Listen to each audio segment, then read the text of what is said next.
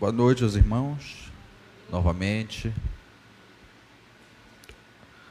A gente está naquela série de 1 Tessalonicenses, estamos estudando essa carta.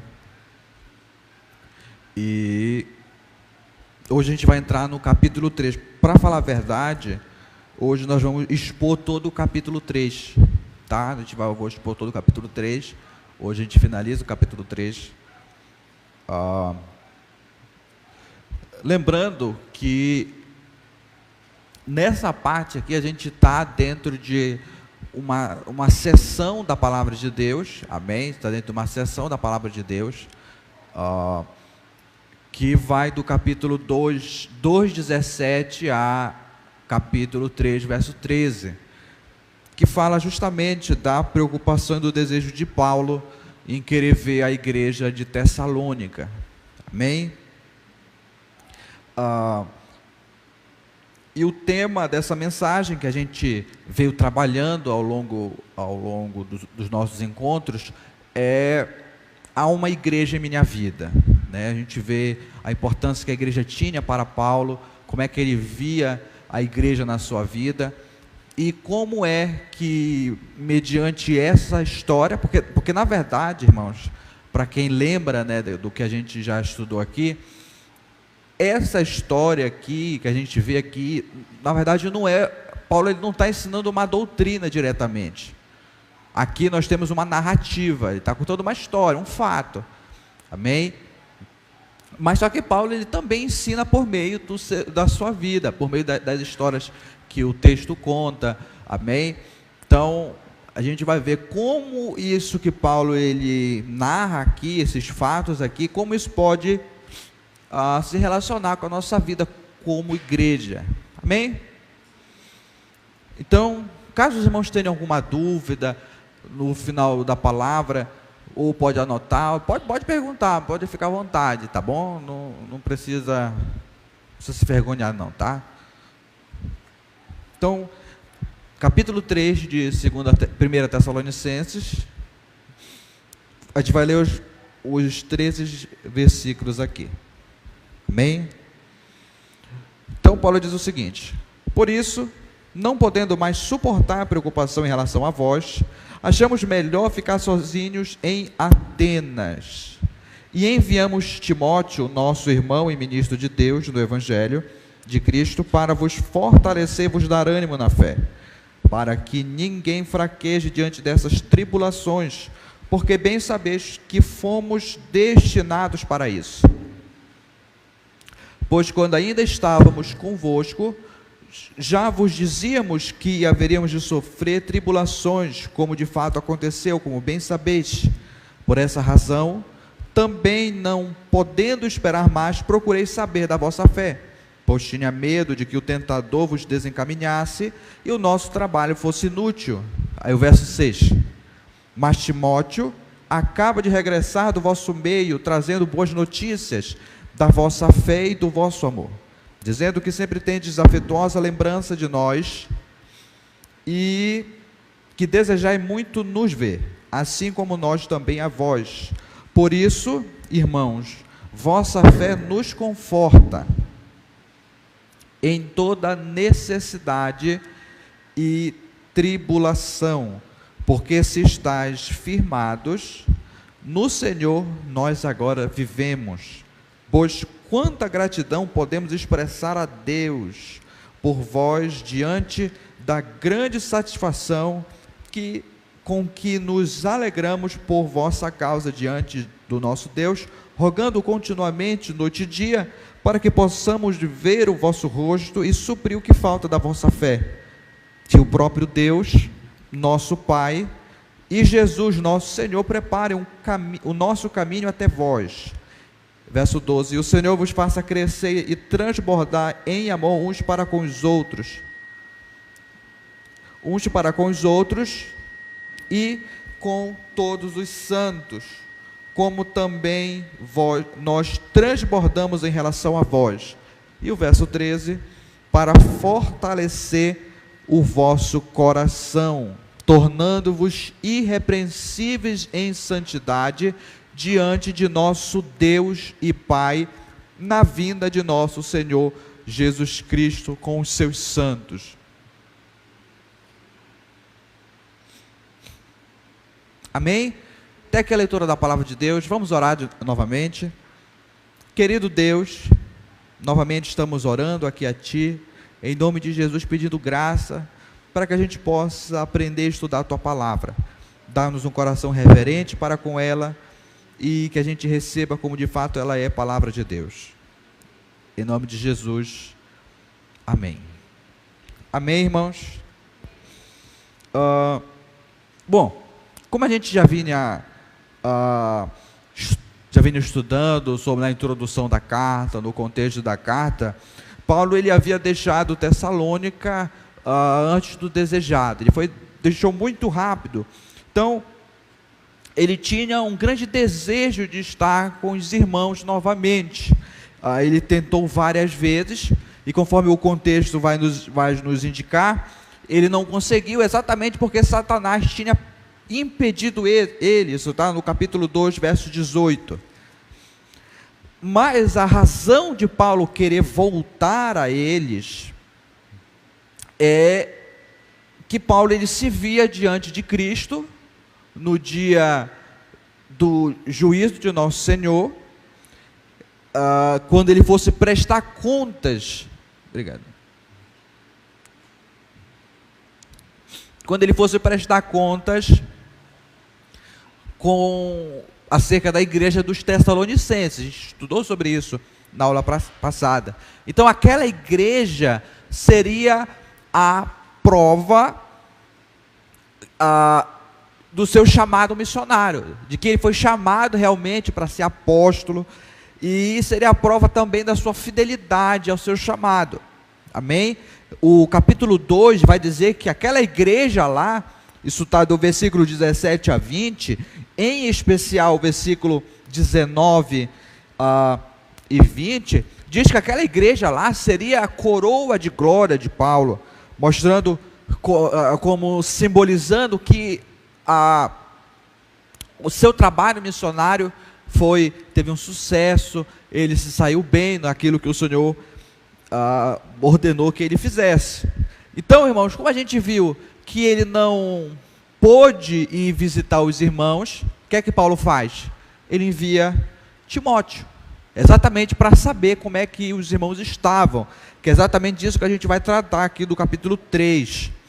Então, irmãos, a minha intenção aqui com vocês essa noite é destacar com vocês aqui 3 pontos, vai dividir o nosso estudo aqui em 3 partes, e eu vou buscar ver como esse texto se relaciona conosco, e por fim, a gente vai trazer algumas lições para que a gente aprenda sobre o que ele vem nos ensinar. Tá bom? Então vamos lá. Primeiro ponto que eu gostaria de destacar é que Paulo envia Timóteo aos Tessalonicenses, está dos versículos 1 a 5. Vamos ler. Por isso, olha, Paulo diz: por isso, não podendo mais suportar a preocupação em relação a vós, achamos melhor ficar sozinho em Atenas. Um ponto importante aqui, irmãos, que quem lê com atenção, não sei como é que está a versão de vocês, quando Paulo fala assim, enviamos, né? Por isso, olha, não podendo suportar mais a preocupação em relação a vós, achamos melhor ficar sozinhos em Atenas. Esse achamos aqui dá a impressão que Paulo esteja falando acerca dele, mais de outras pessoas, mas na verdade não. Aqui Paulo está sozinho em Atenas, amém? Silas havia ido para outro lugar, Timóteo havia ficado em Bereia. Então, embora esteja no plural, a gente isso aí é conhecido como plural epistolar, relacionado ao contexto das cartas da época, né? Mas que Paulo está falando, ele está sozinho, amém? Então, ele diz: enviamos Timóteo, nosso irmão e ministro de Cristo, de Deus, no Evangelho de Cristo, para vos fortalecer e vos dar ânimo na fé, para que ninguém fraqueje diante dessas tribulações, porque bem sabeis que fomos destinados para isso. Pois quando ainda estávamos convosco, já vos dizíamos que haveríamos de sofrer tribulações, como de fato aconteceu, como bem sabeis. Por essa razão, também não podendo esperar mais, procurei saber da vossa fé, pois tinha medo que o tentador vos desencaminhasse e o nosso trabalho fosse inútil. Veja só, Paulo envia Timóteo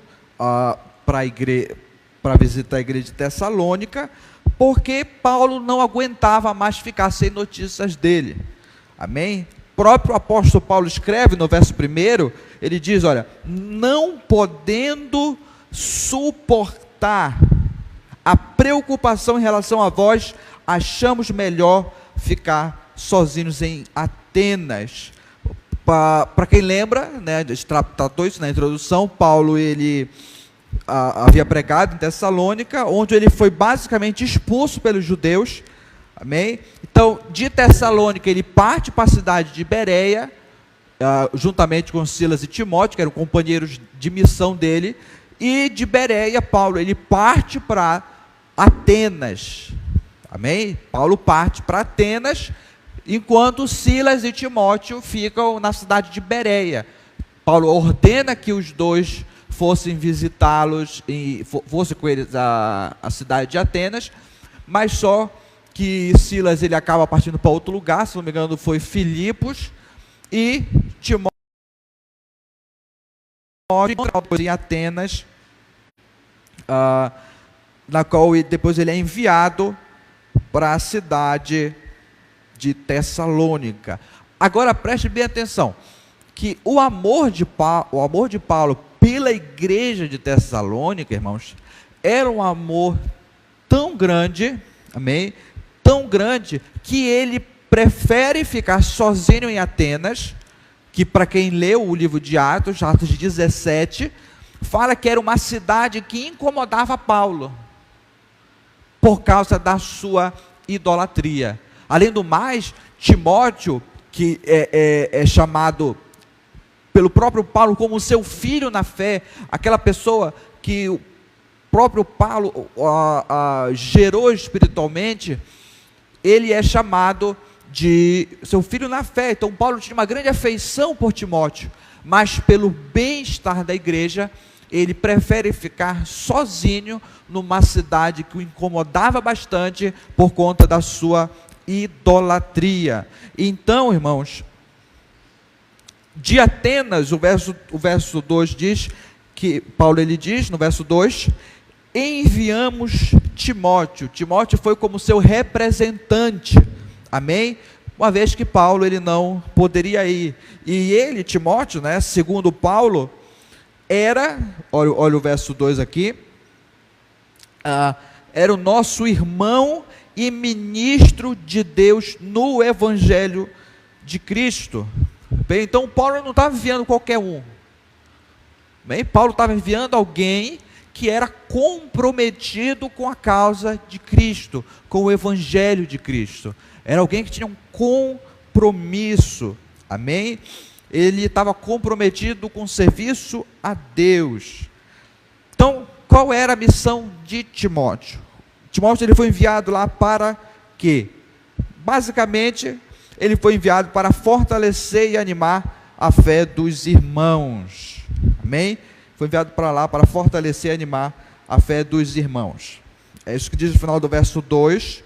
Diz, olha, para vos fortalecer e vos dar ânimo. Amém? Para que ninguém fraqueje diante dessas tribulações, porque bem sabeis que fomos destinados para isso. Aí verso 4, pois quando ainda estávamos convosco, já dizíamos que haveríamos de sofrer tribulações, como de fato aconteceu, como bem sabeis. Amém? A ideia aqui no verso 2, irmãos, que ele diz que Paulo envia Timóteo à igreja de Tessalônica. A ideia aqui, quando ele fala assim, olha, para vos fortalecer e vos dar ânimo, a ideia que é de encorajar e consolar por meio do ensino cristão. Amém? Ele ia trazer consolo, ia exortar, encorajar os irmãos a continuarem servindo a Deus, continuarem em ação, o que demonstra aqui o cuidado pastoral que Paulo tinha com a igreja. Amém? Por quê? Porque essas provações aqui, elas poderiam facilmente desanimá-los. Por quê? Uma tribulação, ela exerce uma pressão fortíssima contra a fé. Amém? Mas só que Paulo, ele envia Timóteo exatamente, olha o verso 3, para que ninguém fraqueje, para que eles pudessem resistir diante dessas tribulações. O verso 3 continua, porque bem sabeis que fomos destinados para isso, fomos ordenados para isso. O que isso quer dizer? Bom, preste bem atenção, quer dizer que nenhuma aflição era acidental. Todas faziam parte do propósito soberano de Deus, e podemos dizer que até era o próprio Deus quem enviava essas provações sobre o seu povo, amém? E segundo as Escrituras, as provações têm o propósito de fortalecer a fé, de firmar a fé em Deus, fazer com que a nossa dependência esteja em Deus, amém? Trouxe aqui uma referência para vocês, para a gente entender o que eu estou falando. 1 de Pedro, capítulo 6, versos... 1 de Pedro, capítulo 1, versículos 6 e 7. Amém? Se vocês quiserem anotar aí, diz assim, olha, nisso exultais, ainda que agora sejais necessariamente afligidos por várias provações, por um pouco de tempo, para que a comprovação da vossa fé, mais preciosa do que o ouro que perece, embora provada pelo fogo, redunde em louvor, glória e honra na revelação de Jesus Cristo. Bem, então, as provações, elas não eram surpresas, não deveriam ser surpresas para o povo de Deus, amém? Porque elas faziam parte do plano de Deus. Acerca do seu povo, irmãos, a gente pode dizer que é o próprio Deus quem envia as tribulações para que o seu povo passe por elas, segundo a gente leu aqui, e a sua fé esteja firmada nele, amém? Então essas provações, elas fazem parte do plano de Deus.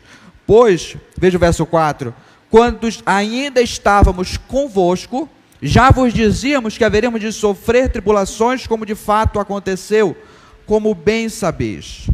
Então isso mostra, irmãos, que parte do trabalho de Paulo era ensinar que para aqueles que quisessem ter um compromisso com Cristo, as tribulações, as perseguições, os sofrimentos seriam inevitáveis. E eles são inevitáveis. Para quem quer seguir a Cristo, eles são inevitáveis. De certo modo, eles estavam os prevenindo. Ele estava prevenindo eles. Porque eles já... Olha, Paulo está falando, a gente vai sofrer tribulação. Isso faz parte da vida cristã. Então Paulo estava armando eles de antemão. Amém? Paulo estava armando eles de antemão, para que eles não pensassem que aquelas tribulações fosse algo estranho na vida deles. Amém? Bom, eu separei aqui algumas passagens para a gente ver Paulo ensinando essa mesma verdade. Amém? Algumas passagens aqui falando dessa mesma verdade, que o sofrimento, as tribulações, as perseguições por causa do Evangelho de Cristo, elas são inevitáveis na vida daqueles que querem ser fiéis ao nosso Senhor. Amém? Atos 4, 22. Renovando o ânimo dos discípulos, exortando-os a perseverar na fé, dizendo que, aí olha só, dizendo que em meio a muitas tribulações, nos é necessário entrar no reino de Deus. Veja, dizendo que em meio a muitas tribulações, nos é necessário entrar no reino de Deus. Outra, Filipenses 1, 29. Pois, por amor de Cristo, olha só, pois por amor de Cristo vos foi concedido. Quem concedeu? Deus.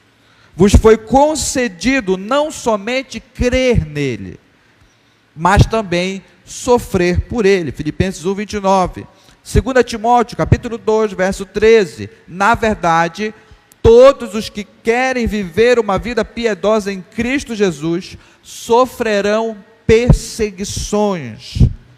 E 1 de Pedro, capítulo 4, versos 12 e 13 diz: amados, não estranheis a provação que como o fogo sobrevém, como se tivesse acontecendo alguma coisa estranha. Mas alegrai-vos por seres participantes do sofrimento de Cristo, para que também vos alegreis e exulteis na revelação da sua glória. Amém? Então, o sofrimento, ele é inevitável para quem quer seguir de fato a Cristo. As aflições são inevitáveis. Aí, verso 5, então Paulo ele vai fechar aqui o seu pensamento, certo? Acerca da ideia dele querer visitar a igreja de Tessalônica. Amém? Apesar dele ter enviado Timóteo, porque ele ter enviado Timóteo. Então ele vai fechar o seu pensamento. Por essa razão, verso 5, também não podendo mais esperar mais, procurei saber da vossa fé. Amém? Queria saber como é que estava o estado da fé daqueles irmãos. E esse tipo, irmãos, de preocupação, ele era comum no ministério de Paulo. Bem, fazia parte. E esse tipo de preocupação, essa ansiedade que Paulo tinha, não era uma ansiedade pecaminosa, porque não era uma ansiedade que ele se preocupava consigo mesmo. Era uma preocupação segundo Deus, por assim dizer.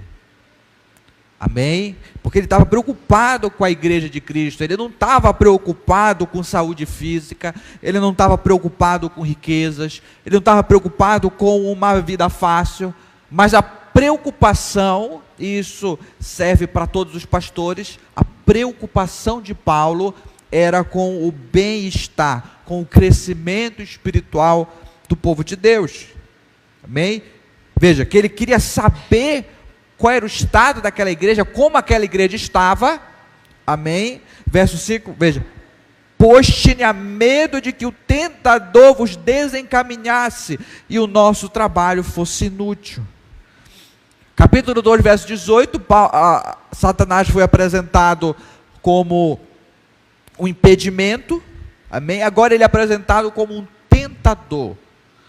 Amém? A ideia aqui, a palavra tentador, ela significa, traz a ideia de tentar para destruir, para causar fracasso, para levar a praticar o mal, para levar a fazer aquilo que é contrário à vontade de Deus. Amém?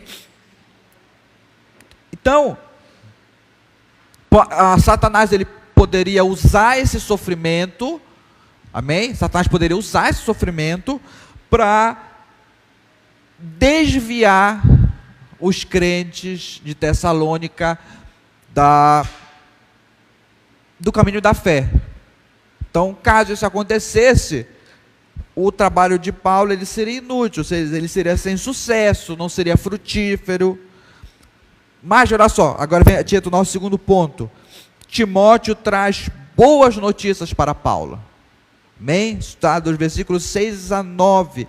Diz o texto, olha o que o texto diz: mas Timóteo acaba de regressar do vosso meio, trazendo boas lembranças da vossa fé e do vosso amor, dizendo que sempre tendes afetuosa lembrança de nós e que desejai muito nos ver, assim como nós também a vós. O retorno de Timóteo dos Tessalonicenses traz consolo para Paulo. Amém? Seu medo, aquela preocupação que Paulo tinha em relação à igreja foi desfeito. Por que foi desfeito? Porque a igreja estava bem espiritualmente. E quando Paulo ele traz o relatório para aquela igreja, esse relatório, ele possui dois elementos que fazem parte da vida cristã. Que elementos são esses? A fé e o amor. Amém? Lembrando que o amor, ele é resultado da fé. Amém? Então, o amor, ele deve fluir de uma fé em Cristo. Amém? Então, dois elementos que devem estar presentes em todo cristão, em toda igreja. Aí, dando continuidade, além disso, a igreja também tinha uma lembrança muito boa de Paulo, uma lembrança afetuosa de Paulo, e desejava vê-los também. Então, essa saudade era recíproca, também eles desejavam se ver. Aí, olha só, verso 7, que a causa do consolo de Paulo, por que Paulo foi consolado? Ele foi consolado pela fé dos Tessalonicenses. Olha o verso 7. Por isso, irmãos, vossa fé nos conforta em toda necessidade e tribulação. Veja, ele estava em Corinto, enfrentando grandes tribulações, e ele recebe a notícia de que seus filhos na fé estavam firmes, e isso o consolou. E aqui, irmãos, tem uma lição que a gente precisa aprender, que não tem alegria maior na vida de um pastor do que ver que aquelas pessoas que ele cuida estão firmes na fé, estão caminhando na fé. Isso é melhor do que qualquer presente. Saber que aquelas pessoas que o pastor cuida estão firmes na fé. Isso traz um consolo, um vigor a mais na caminhada. Por isso que Paulo fala aqui, veja, que o consolo que ele recebe foi tão grande, que ele se sentiu revigorado para enfrentar as novas tribulações. Veja o verso 8, porque se estás firme no Senhor, nós agora vivemos. Bem, então ele foi renovado. E essa alegria de Paulo, que foi tão grande que a sua reação imediata foi dar graças a Deus. Verso 9, pois quanta gratidão podemos expressar a Deus por vós, diante da grande satisfação com que nos alegramos por vossa causa, diante de nosso Deus. Algo interessante aqui no texto, irmãos, que a ideia que esse texto aqui de Tessalonicenses, capítulo 9, nos ensina, é que a alegria de Paulo era tão grande, mas tão intensa, que ele se via incapaz de oferecer ações de graças a Deus de uma maneira apropriada. Então ele se via incapaz de oferecer a Deus uma ação de graças que fosse a nível de Deus. Amém? Isso é a ideia que o texto aqui sugere para a gente. Isso quer dizer que Paulo ele estava profundamente grato pela vida da igreja. E o que nos leva ao terceiro e último ponto. Veja, Paulo ele narra o seu desejo, dos versículos 1 a 5, narra o seu desejo de visitar a igreja, com isso ele envia Timóteo para saber como eles estavam. Versos 6 a 9, a gente fala que Timóteo ele regressa do meio dos Tessalonicenses, justamente trazendo boas notícias daquela igreja, dizendo que eles estavam firmes, que eles amavam a Paulo, estavam firmes na fé, tinham lembranças de Paulo. E agora, o nosso terceiro e último ponto, é que Paulo vai encerrar essa sessão, vai encerrar esse pensamento, orando a Deus em favor dos Tessalonicenses, ou dizendo pelos Tessalonicenses, ou por causa dos Tessalonicenses, versos 10 a 13. Agora observe algo interessante. Segundo capítulo 2, verso 18, quem foi que impediu a Paulo de visitar os Tessalonicenses? Satanás, perfeito. Mas só que, olha só, aqui é uma lição para a gente. Paulo ele não saiu por aí fazendo campanha de libertação. Paulo não saiu por aí, porque a gente tem esse costume, né? De acontecer algo de errado, a gente sai por aí repreendendo Satanás. Paulo não saiu por aí repreendendo Satanás.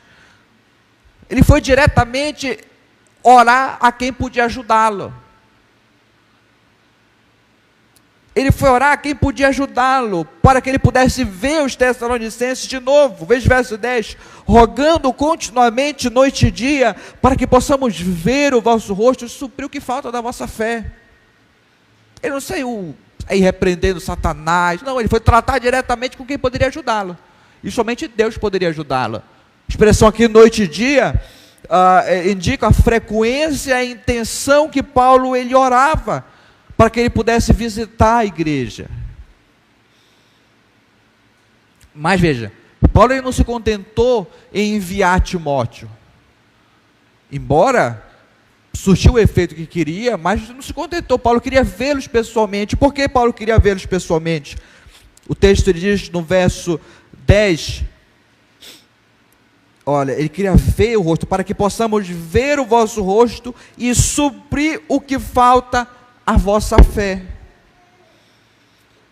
Olha só que interessante, a igreja de Tessalônica era uma igreja que estava firme na fé, firme no amor, mas mesmo estando firmes, Paulo queria que eles crescessem ainda mais.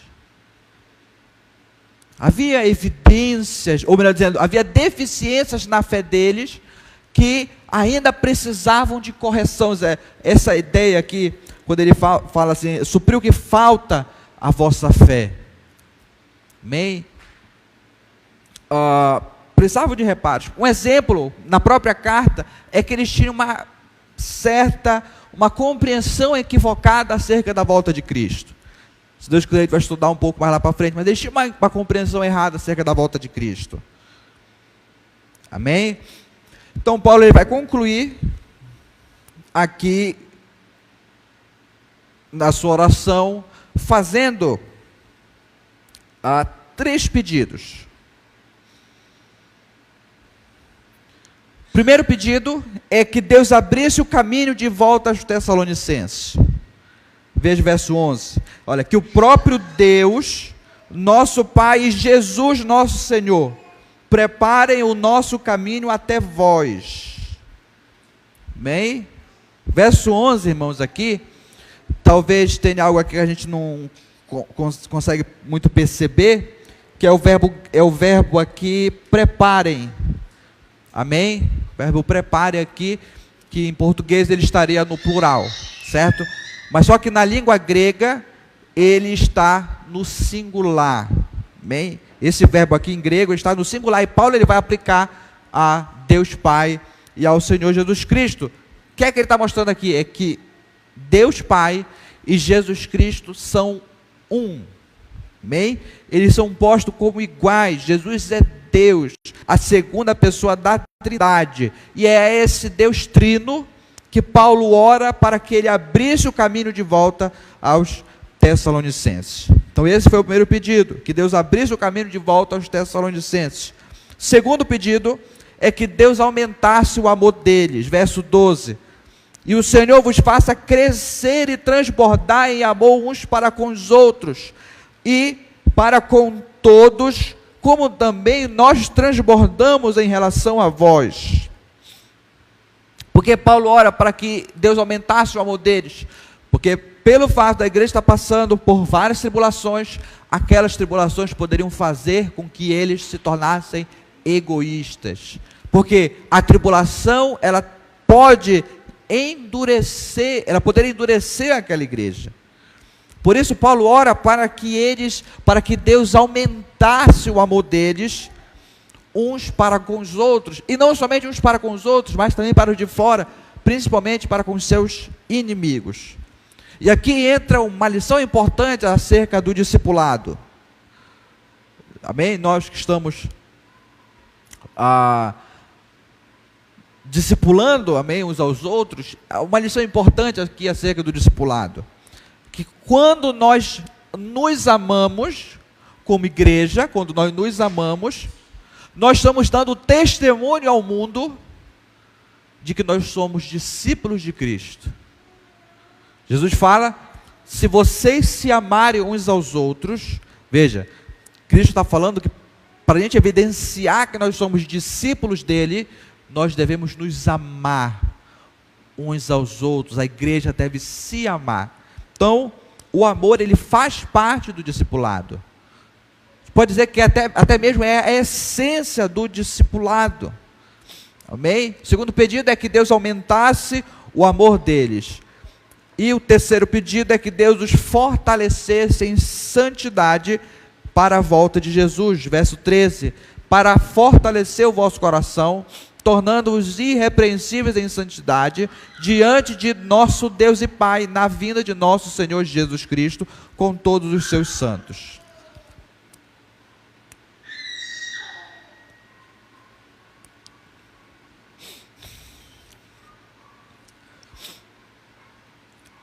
O verso 13, irmãos, aqui, ele é um complemento, ele é a continuação do verso 12.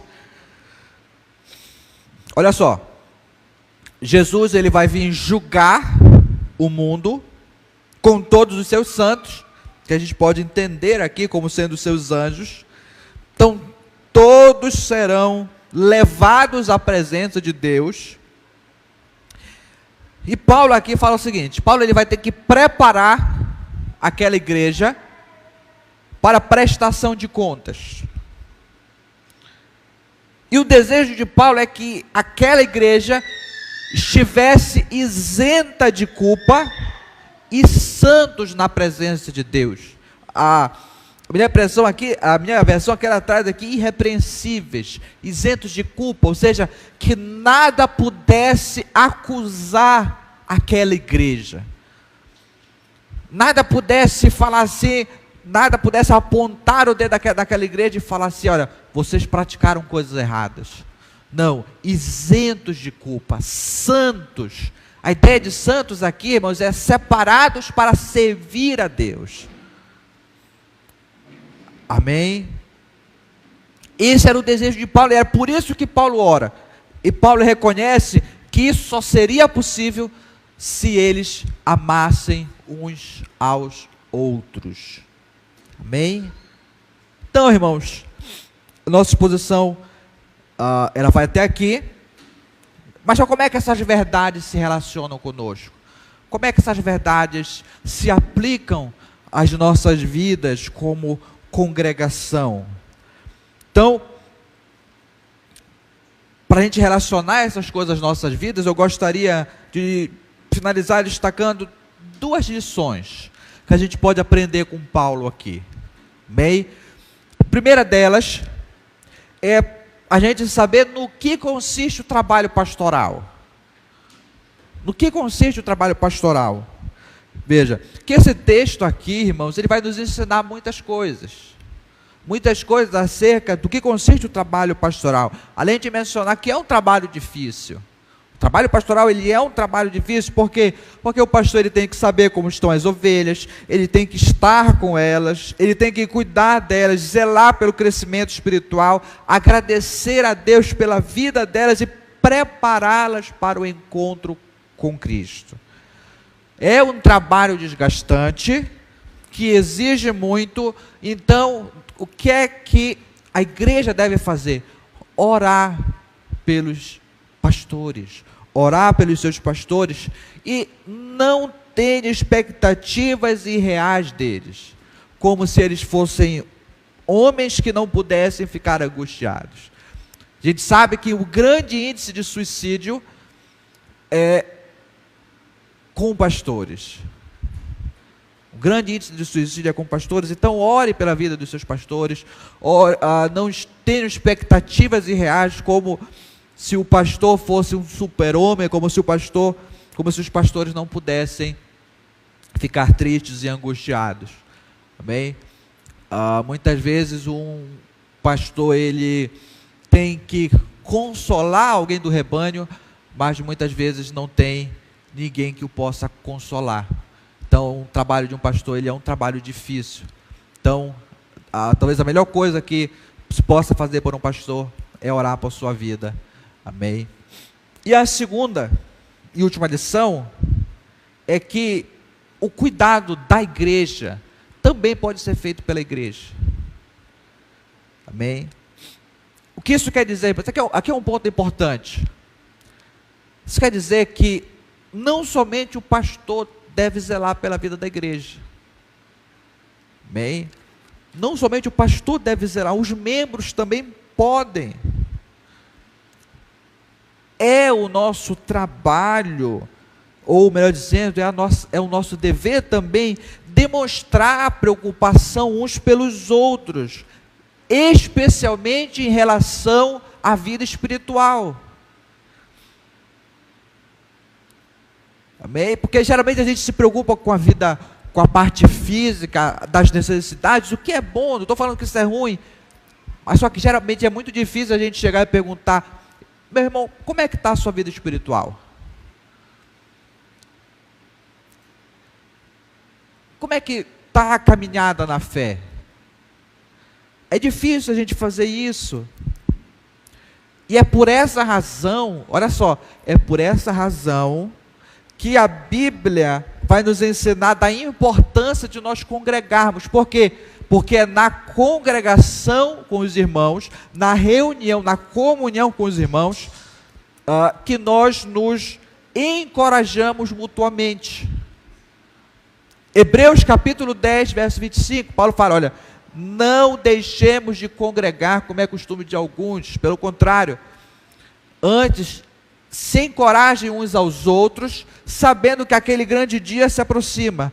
Mas a gente precisa ter um cuidado aqui. A gente estava comentando isso na oração de quarta-feira. Precisa ter um cuidado aqui, para que a nossa comunhão não se resuma somente àqueles encontros semanais na igreja, para que eles não se resumam somente na quinta-feira, na quarta-feira, no domingo. Geralmente são os encontros que a gente tem aqui na nossa igreja. Amém? Não, irmãos, a comunhão cristã ela vai além disso. Ela está no dia a dia. Como é que a gente pode fazer isso de forma prática? Visite o irmão, convide o irmão para tomar um café, para lanchar, convide para almoçar. Procure se inteirar. Não dá para visitar? Mande uma mensagem no WhatsApp, ligue. Amém? Então, procurem cultivar relacionamentos intencionais na igreja. Amém? Intencionais. Não há necessidade de esperar pelo pastor para visitar o irmão. Não, vai, visite, vá tomar um café. Talvez alguém possa estar angustiado, ligue para o irmão, peça uma oração, peça uma palavra, converse, compartilhe, porque, preste bem atenção, se a gente não faz isso aqui, enquanto nós estamos aqui, como é que a gente vai querer passar a eternidade juntos? Na verdade, porque esse irmão que está do seu lado aí, que durante a semana você não manda mensagem, não quer saber como está, ele vai passar a eternidade do seu lado. Bem, e aquilo que a igreja faz aqui é uma prefiguração do que vai acontecer futuramente. Amém? Então, duas lições que a gente aprendeu aqui, nesse texto que a gente estudou, acerca do que consiste o trabalho pastoral e que nós também podemos cuidar da igreja. Amém? Amém? Vamos orar? Querido Deus, finalizamos mais um estudo aqui da Tua Palavra, pedimos que ela penetre o mais profundo no nosso coração, que nós tenhamos de fato recebido ela como Palavra de Deus, e que ela transforme a nossa vida, para que a gente possa servir, cuidar da Tua igreja, e darmos evidências de que nós somos de fato Teus discípulos. Peço a Tua bênção na vida dos irmãos aqui que vieram acompanhar a gente, daqueles que estão acompanhando pela internet, que eles possam também ter sido edificados e consolados, encorajados por meio dessa palavra. É isso que nós oramos e desde já te agradecemos em nome de Jesus. Amém.